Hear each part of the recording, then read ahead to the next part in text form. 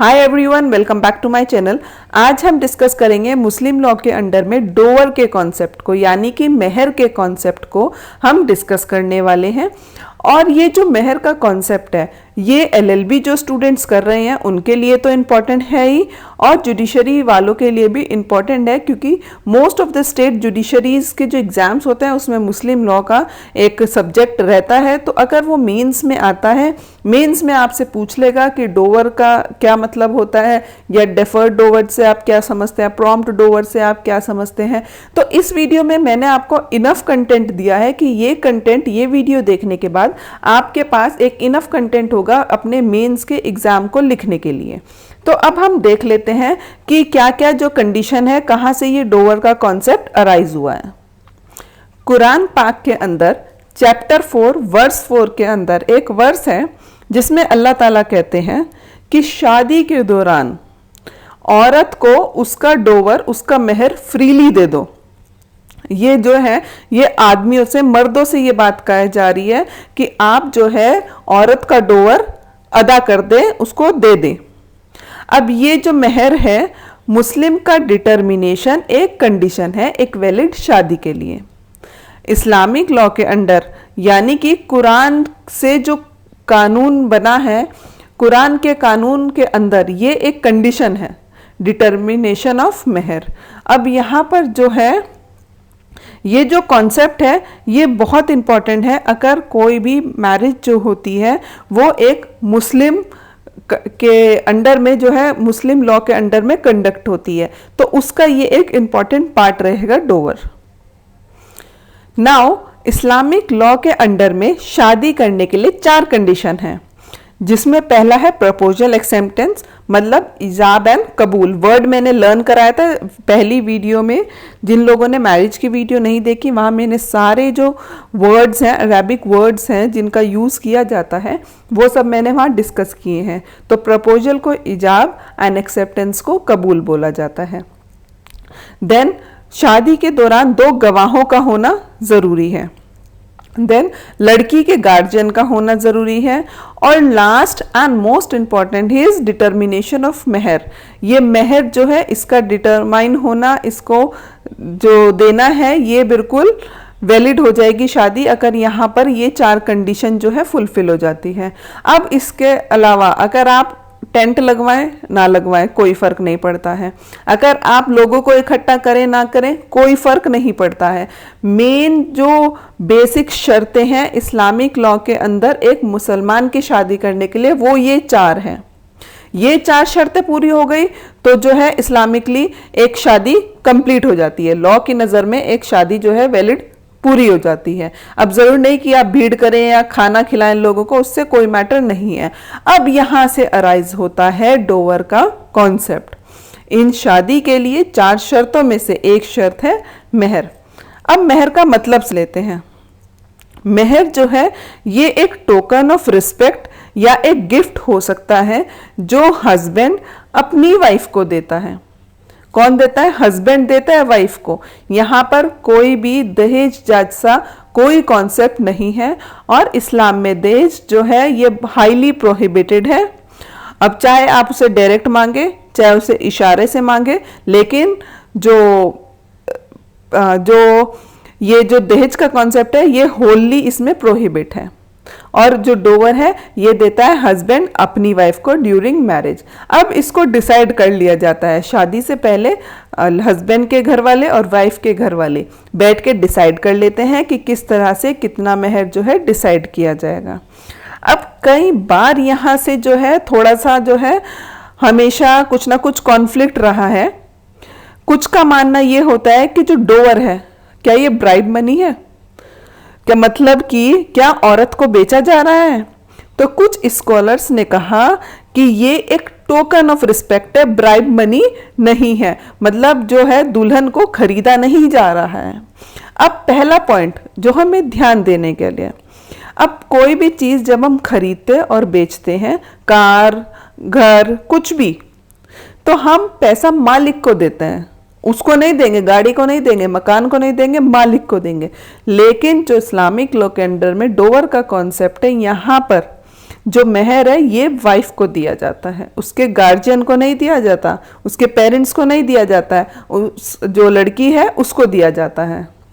Then scholars ये भी बोलते हैं कि ये जो मेहर है ये बहुत ज़्यादा इम्पॉर्टेंट है, ये औरत के लिए एक सोशल जो है प्रोटेक्शन की तरह है। मेहर जो है ये हस्बैंड को जो है बांध के रखता है कि अगर उसने डिवोर्स दिया तो उसको मेहर देना पड़ेगा, यानी कि ये हस्बैंड के ऊपर एक सोशल ऑब्लिगेशन हो गया है कि अगर उसने डिवोर्स दिया तो उसको जो है ये वाइफ को पे करना पड़ेगा।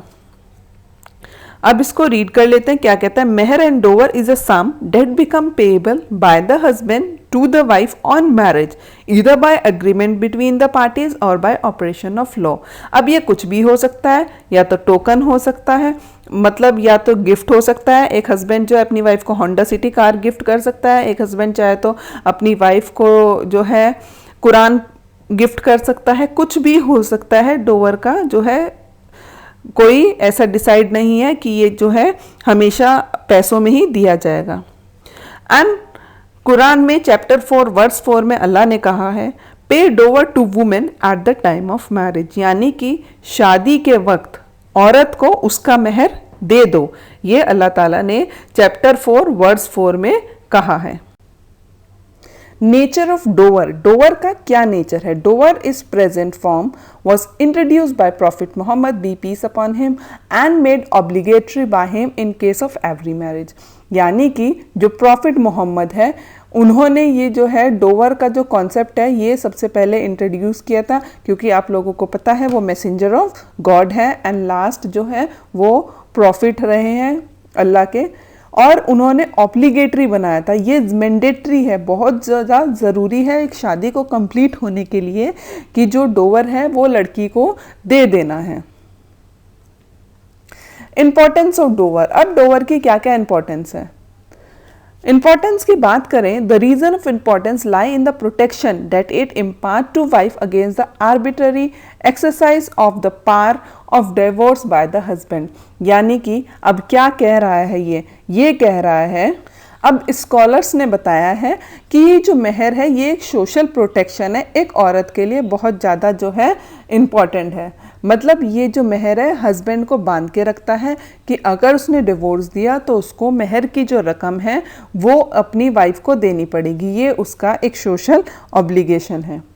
यानी कि अगर उसने डिवोर्स दिया, अब ये अलग अलग तरह के डोवर हैं वो हम आगे जाके पढ़ेंगे। एक प्रॉम्प्ट डोवर होता है और एक डेफर्ड, यानी कि जो अगर कोई मर्द जो है अपनी वाइफ को बदतमीजी से ट्रीट कर सकता है या डिवोर्स देने की धमकी दे रहा है तो वाइफ क्या है वो कहेगी कि ठीक है लाओ मेरा मेहर दो।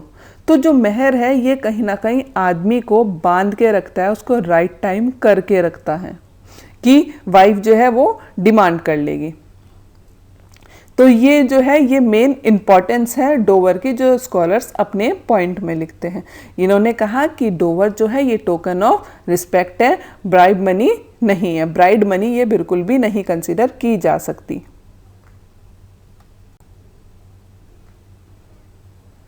अब डोवर के टाइप को समझ लेते हैं। यहां से आया सबसे इंपॉर्टेंट पार्ट, यहां से बनता है क्वेश्चन।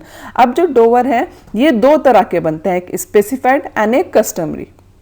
तो डोवर को जो है हम बोलते हैं मेहर ए मुसम्मा, तो मेहर ए मुसम्मा स्पेसिफाइड डोवर को बोला जाता है। अब स्पेसिफाइड डोवर के भी दो टाइप हैं, एक प्रॉम्प्ट और डेफर्ड। जो प्रॉम्प्ट है उसको बोला जाता है मुअज्जल एंड डेफर्ड को बोला जाता है मुवज्जल। अब आपको किस तरह से याद रखना है मुअज्जल एंड मुवज्जल। मुअज्जल जब मैंने इसको लर्न किया था when I was LLB student, तो मैंने किस तरह से लर्न किया था मुअज्जल अ मतलब अभी दे, अ से अभी दे। अभी जब वाइफ डिमांड करेगी तो वो प्रॉम्प्ट डोवर होता है, मुअज्जल होता है। एंड मुवज्जल देन अ से अभी दे, देन मुवज्जल का मीनिंग जो है जो बाद में दिया जाता है on the death of husband जो हो गया या मैरिज जो है डिसॉल्व हो गई, उस केस में जो दिया जाता है उसको डेफर्ड पेमेंट कहा जाता है। एंड कस्टमरी डोवर जो है या इसको प्रॉपर डोवर कहा जाता है मेहर मिसाल। तो मेहर मिसाल जो है ये डिपेंड करता है कि वाइफ जो लड़की है उसकी मम्मी या उसके जो परिवार है, ख़ानदान है, उसमें किस तरह से डोवर दिया जाता है, कितना डोवर दिया जाता है, तो उन चीज़ों को ध्यान में रखते हुए जो है उस लड़की का मेहर बांधा जाता है। वो हो गया कस्टमरी डोवर। अब स्पेसिफाइड डोवर की बात कर लेते हैं। स्पेसिफाइड डोवर में हम डिस्कस करेंगे प्रॉम्प्ट एंड डेफर्ड दोनों। अब यहाँ पर लिख दिया जाता है निकाह के टाइम, शादी के टाइम, कि कितना जो है डोवर दिया जाएगा। अब मान लीजिए कि जो दूल्हा है वो माइनर है और उसके पेरेंट्स जो है मेहर डिसाइड कर लेते हैं, तो सुन्नी लॉ के हिसाब से, मतलब हनफी स्कूल, सुन्नी लॉ हनफी स्कूल की बात कर रहे हैं।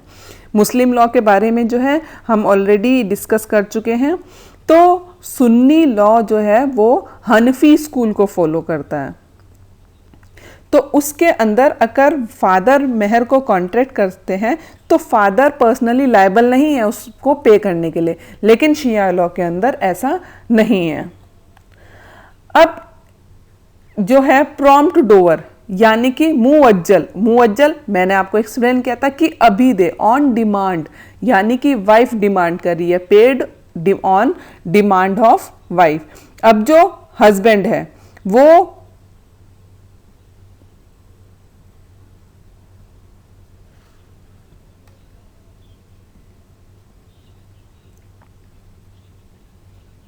अब यहाँ पर जो है हस्बैंड लायबल होगा कि वाइफ जब भी डिमांड करेगी वो जो है वो पे करना पड़ेगा। अब इसको रीड कर लेते हैं। Paid on demand of wife, payable immediately on the marriage taking place and husband become. और डेफर्ड डोवर जब दिया जाता है, मुवज्जल तब दिया जाता है जब जो है हस्बैंड की डेथ हो जाती है। तो हस्बैंड की डेथ होने पे अब डोवर कौन पे करेगा, तो जो है उसकी प्रॉपर्टी से उसका मेहर निकाला जाएगा। तो डेफर्ड हो गया कि हस्बैंड की मौत के टाइम या फिर जो है मैरिज डिसॉल्व होने के टाइम पर जो है दिया जाता है। लेकिन अगर वाइफ डिमांड कर लेती है यहाँ पर तो उसको प्रॉम्प्ट नहीं कंसीडर किया जाएगा, क्योंकि ये जो है डिसाइड नहीं है। और अब जो है payable on dissolution of marriage by death और divorce. A wife is not entitled to demand, wife demand नहीं कर सकती लेकिन उसको दिया जरूर जाएगा हस्बैंड की प्रॉपर्टी से। विडो में relinquish her Dover eight the time of her husband funeral. अब अगर हस्बैंड जो है नहीं देता है ऑन डिमांड तो वाइफ के पास पूरा राइट होगा कि वो जो है कॉन्जुगल राइट्स को रिफ्यूज़ कर सकती है। जो उसके कॉन्जुगल्स राइट है अपने हस्बैंड के लिए, उसकी जो रिस्पॉन्सिबिलिटीज़ हैं, तो वो उसको बिल्कुल मना कर सकती है। और अगर हस्बैंड जो है केस फाइल करता है कॉन्जुगल राइट्स के लिए, तो यहाँ पर वाइफ जो है एक डिफेंड कर सकती है अपने आप को कि उसका जो मेहर है नहीं दिया गया, तो वो कॉन्जुगल राइट को फुलफिल नहीं करेगी। अब यहाँ पर ये जो है सिर्फ उस केस में है जब मैरिज जो है कंजुमेट नहीं होगी। कस्टमरी डोवर या फिर प्रॉपर डोवर, इसमें जो है ये देखा जाता है कि जो वाइफ है वो दिखने में कैसी है, कितनी पढ़ी लिखी है, कितना उसका सोशल स्टेटस है। ये बिल्कुल मैटर नहीं करता कि हस्बैंड कितना कमाता है, उसकी जो बहन है उसको कितना मेहर दिया गया था। ये सब चीज़ें जो है यहाँ पर देखी जाती है मेहर को डिसाइड करते हुए। ये सब कंडीशंस जो है कंसिडर की जाएगी। तो इसको बोला जाता है प्रॉपर मेहर या फिर मेहरे मिसल भी इसको कहा जाता है। तो दोनों टर्म आपको याद रखनी है। रीड करते हैं। Personal qualification of wife and beauty, understanding and virtues, ये सब कंडीशन देखी जाएंगी। Social position of a father's family, dower given to her female paternal relations, economic condition of a husband and circumstances of time. ये सब जो condition है ये देखी जाती है प्रॉपर और कस्टमरी डोवर में या फिर मेहरे मिसाल में देखी जाती है। Wife's right on non payment of dower, अगर वाइफ को डोवर नहीं पे किया जाता, मेहर नहीं पे की जाती, तो वाइफ के क्या क्या राइट है, वो कोहैबिटेशन के लिए रिफ्यूज कर सकती है। देन सेकंड, वो जो डोवर है वो हस्बैंड पे एज अ डेप्थ जो है जब तक रहेगा, जब तक हस्बैंड उसको पे नहीं कर देता, और जो हस्बैंड है उसकी रिस्पॉन्सिबिलिटी है कि वो जल्द से जल्द अपनी वाइफ को जो है मेहर की रकम अदा कर दे, उसको पे कर दे। देन थर्ड है राइट ऑफ रिटेन हर डिक्रीज हस्बैंड प्रॉपर्टी, अगर हस्बैंड की डेथ हो जाती है तो यहाँ पर जो राइट टू मेहर है ये उसकी प्रॉपर्टी में से, लड़के की प्रॉपर्टी में से, उसके जो भी लड़के के फादर मदर या जो भी रिस्पॉन्सिबल पर्सन होंगे उनकी ये ड्यूटी बनती है कि अब वो उस लड़के की प्रॉपर्टी में से लड़की का जो मेहर बनता है, उसकी वाइफ का जो मेहर बनता है उसको पे करें। अब मेहर जो है ये बिल्कुल भी ऐसा ज़रूरी नहीं है कि उसमें रकम ही दी जाए। अब देने के लिए एक हाथ भर खजूर जो है वो दी गई है, ये प्रॉफिट के हदीस में से मैं आपको बता रही हूँ कि एक हाथ भर खजूर भी अगर दी जाती है तो वो भी वाइफ जो है एक्सेप्ट कर लेगी एज अ मेहर, मेहर की रकम की तरह। फिर देन अगर कोई चाहता है कि कुरान अपनी वाइफ को वो गिफ्ट करे या वो अपनी वाइफ को जो है कुरान पढ़ाएगा, कोई हस्बैंड कहता है कि मैं अपनी वाइफ को मेहर के लिए कुरान सिखाऊंगा, तो उसको भी एक्सेप्ट किया जाता है। फिर देन कोई गुलाम की सर्विस अपनी वाइफ को देना चाहता है तो वो भी जो है मेहर के लिए एक्सेप्ट की जाएगी। तो मतलब ओवरऑल ये निकल के आता है कि मेहर जो है सिर्फ पैसे में ही नहीं तोला जा सकता। अब जो है अपनी वाइफ को आप कार गिफ्ट कर सकते हैं, कोई घर गिफ्ट कर सकते हैं, ये एक टोकन ऑफ रिस्पेक्ट होता है अपनी वाइफ के लिए। अब डिफरेंस की बात कर लेते हैं। Sunni law and Shia law के अंडर में जो है वो जो मेहर दी जाती है उसमें क्या लिमिट है। अब सुन्नी लॉ यानी कि हनफी स्कूल में जो लिमिट है वो 10 दिरहम की है एंड शिया लॉ में कोई भी लिमिट मिनिमम नहीं है। देन अब मैक्सिमम तो है, कोई भी लिमिट नहीं है, मैक्सिमम डोवर कितना भी पे किया जा सकता है। अब चाहे तो अपनी वाइफ को सोने का पहाड़ गिफ्ट कर दें, आप चाहे तो अपनी सारी जायदाद उसके नाम लिख दें। अब ये चीज़ जो है मैटर नहीं करता है, कोई भी लिमिट यहाँ पर नहीं है। बस अब लास्ट हम डिस्कस कर लेते हैं कि किस किस कंडीशन में डोवर दिया जाता है। कि अगर मैरिज जो है कंज्यूमेट हो जाती है, टाइम स्पेंड हस्बैंड वाइफ के बीच में हो जाता है, रिलेशनशिप बन जाता है, तो वहाँ पे मैरिज कंप्लीट हो गई है और अब शादी जो है वो डिसॉल्व होती है डेथ के जरिए। तो जो डोवर का जो अमाउंट है अगर वो स्पेसिफाइड है तो full amount as a dower के लिए दिया जाता है। जहाँ पे मैरिज जो है रेगुलर है, ये हम रेगुलर इरेगुलर जो है मैरिज की वीडियो में ऑलरेडी कवर कर चुके हैं। और अगर अनस्पेसिफाइड है तो वहाँ पर जो है कुछ चीज़ों को कंसीडर करके डोवर को डिसाइड किया जाता है, यानी कि उसकी ब्यूटी, एजुकेशन, हर चीज़ को देखकर उसका जो है डोवर डिसाइड किया जाता है। और अगर मैरिज जो है वो इरेगुलर है तो स्पेसिफाइड या प्रॉपर डोवर जो है उनमें से जो भी कम होगा वो वाइफ को दे दिया जाता है। देन दूसरा है कि अगर मैरिज जो है कंज्यूमेट नहीं होती है तो उस केस में जो है क्या होगा। तो उस केस में अगर मैरिज जो है कंज्यूमेट नहीं होती है और डिसॉल्व हो जाती है by the act of party, husband जो है डिवोर्स दे देता है, तो उस केस में जो वाइफ है वो एंटाइटल है half of the amount of specified Dover. जो स्पेसिफाइड डोवर है उसका हाफ अमाउंट, यानी कि जो स्पेसिफाइड जो लिखा गया था उसका हाफ अमाउंट जो है हस्बैंड अदा करेगा। सॉरी, जो उसकी प्रॉपर्टी है उसके जो रिस्पॉन्सिबल पर्सन है वो उसकी प्रॉपर्टी से हाफ जो है पे करेंगे। तो ये मैरिज के टॉपिक जो हमने कवर किया था उसमें रेगुलर इरेगुलर जो है वो सारा हमने कवर कर लिया था। और अगर अनस्पेसिफाइड है तो आप 3 आर्टिकल्स भी दे सकते हैं, कोई भी 3 सामान दे सकते हैं, ये भी कहा गया है। और अगर वाइफ जो है वो अपनी साइड से डिसॉल्व करती है तो कोई डोवर नहीं दी जाएगी। तो यहाँ पे हमारा जो है ये डोवर का कॉन्सेप्ट जो है कंप्लीट हुआ। अब आपके पास इनफ कंटेंट है, मैंने क्लियरली आपको एक्सप्लेन कर। आपकी कोई भी क्वेरी हो इस टॉपिक से रिलेटेड या किसी भी टॉपिक से रिलेटेड तो आप मुझे कमेंट सेक्शन में शेयर कर सकते हैं। इस वीडियो में मैंने आपको इनफ कंटेंट प्रोवाइड किया है किसी भी आंसर मेंस के लिए लिखने के लिए, अब चाहे आप एलएलबी के स्टूडेंट हैं एंड या आप जुडिशरी के लिए अपीयर होने जा रहे हो। मैं अपनी हर वीडियो में आपको इनफ कंटेंट देती हूँ मेंस के एग्ज़ाम को ध्यान रखते हुए कि सिर्फ प्री ही नहीं, हम मेंस की जो प्रिपरेशन है उसको भी साइड बाय साइड रखें कि हमें किसी भी तरह, चाहे हम प्री में अपीयर हो चाहे मेंस में, हम हर तरह का एग्ज़ाम क्रैक कर सकें।